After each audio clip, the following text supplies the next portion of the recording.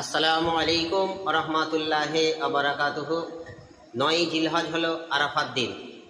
হজে অংশগ্রহণ ব্যতীত বিশ্বের সমস্ত মুসলমানের জন্য 9ই জিলহজ রোজা রাখা অত্যন্ত গুরুত্বপূর্ণ একটি সুন্নাত।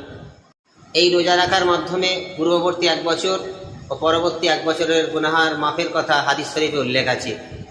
রাসূলুল্লাহ সাল্লাল্লাহু আলাইহি সাল্লাম বলেছেন, আমি আশা রাখি 9ই জিলহজ যারা রোজা রাখবেন, আল্লাহ তাআলা আগের 1 বছর ও পরের 1 বছর গুনাহকে ক্ষমা করে দেবেন। নিজ নিজ দেশের স্থানীয় চাঁদ দেখা অনুযায়ী 9ই জিলহজ রোজা রাখা অত্যন্ত গুরুত্বপূর্ণ একটি আমল। যারা রোজা রাখতে চান, ভারতীয় উপমহাদেশে আগামীকাল বুধবার 9ই জিলহজ অর্থাৎ আজ 8ই জিলহজ মঙ্গলবার ভোরে সেহরি খাবেন, আগামীকাল বুধবার 9ই জিলহজের রোজা রাখবেন।